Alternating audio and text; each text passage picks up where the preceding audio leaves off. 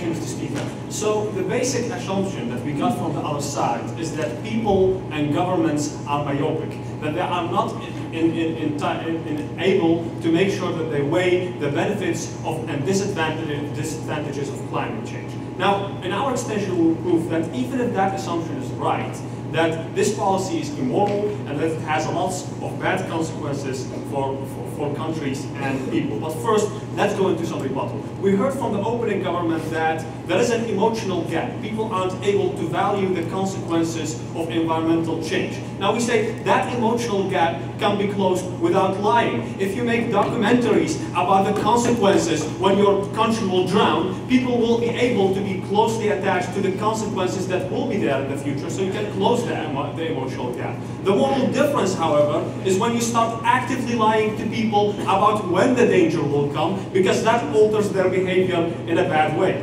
Now, secondly, why do we need to emphasize that this global warming is man-made? We posed that question, but we didn't get a satisfying answer. We think that that is relevant for this debate, because firstly, if you exaggerate the extent to which global warming is man-made, that tends to influence the measures that you want to take. So you will focus on the economy instead of, for instance, restoring the trees and all other measures that you want to take. Or governments will invest research in a very myopic way, whereas they would be able to invest research in other ways, so it influences the behavior of governments. Thirdly, what we'd like to point out is that facts aren't neutral. They have political implications. So when you assert that global warming is man-made, the consequences will be twofold. We say, firstly, the burden of reducing carbon dioxide in the air will be on companies rather than on the entirety of society.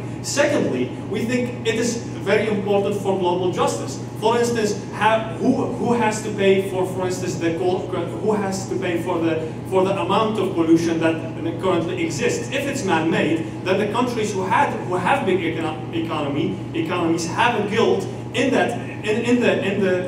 the pollution that currently exists. So we think that's problematic. Now, what we heard from the closing government is that people necessarily need to know that it's their own fault, because if it's not their own fault, they will not care about the fact that their country will be drowned in a few years. We don't think that that is true. We think if people know the consequences, they already know enough that they need to take measures. They don't necessarily need to realize that it's their own fault, especially when it's a lie. Now, sit down. Now, let's go into my extension. Our first point is that it's immoral to inflict fear upon people when it's not justified. We say, firstly, it influences the behavior of these people without without there being a factual basis to that restriction. We think an analogy can be drawn with, for instance, terrorism. We think we constantly underestimate the danger in which we are because of terrorism. That doesn't mean that governments have a right to say, well, the danger of terrorism is instant. It can happen every second, and you must be fearful of what might happen. We think that the infliction of fear on people without it having a factual basis, we think that's something which is wrong and which you shouldn't do as a scientist nor as anybody. Opening. The environment is unique. You can't save the environment in one day. It takes a very long time. Why will I be environmental friendly when I know the effect which I will get is 20 or 50 years down the road? Okay, because we do that in multiple occasions, because we want future generations to, for instance, benefit of the country. We don't want our children and our grandchildren to die. That might be a good incentive for you to make sure that it happens. We think these incentives are already there in the democratic process. And this is my second point. We think that we in the democratic process always make, or as governments, always make them strike a balance between the short-term and long-term consequences of policy. Because ultimately, we don't care about the now, but we also care about the future. Because that's where our children, our grandchildren, our grandchildren will live. We think that these people also have a right. So that is something which we already conclude in the democratic process and which governments already do. For instance, by making fishing quotas, because we don't want the seas to be empty in a few years or in the future, and as a consequence of which people would be hungry and wouldn't have food anymore. So that balance has already been made. And we think Tel Aviv made a good point when it pointed that out. But what is important is that the consequences of global warming aren't like spread equally around all of the countries. So we think some countries have more disadvantages because of that global warming. We think, for instance, countries who live at a low sea level have an incentive to, for instance, make dikes. And for instance, the exaggeration to the extent to which global warming is man-made will selectively influence the behavior of these countries, whereas countries who aren't as much in danger will not be as much incentivized and as much deterred by the exaggeration. So we think that you are making an imbalance between countries who fear global warming more and countries who don't have to fear global warming more. We think the Netherlands and the people of the Netherlands, of Bangladesh, would be a lot more fearsome of global warming, which would make sure that their economies would adjust to that because they are more fearsome of that than the United States. Now let's go to the third point that I want to make. No, thank you.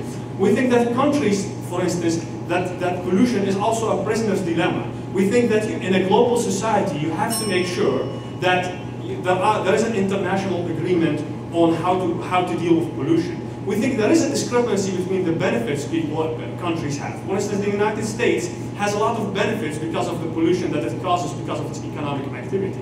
We think already we see that the United States doesn't have enough incentives to make that. Once you exaggerate these consequences, it will be exaggerated to the extent that the measures that are needed seem to be very dire and very disproportionate.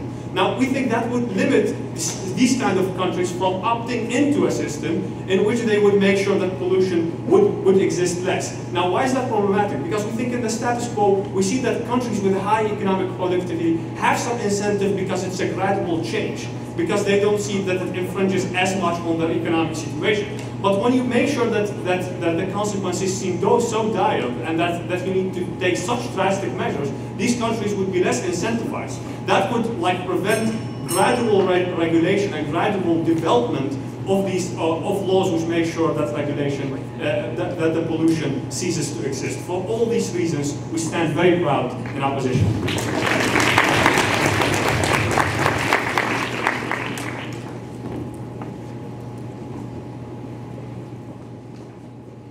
Thank you very much, member of the opposition.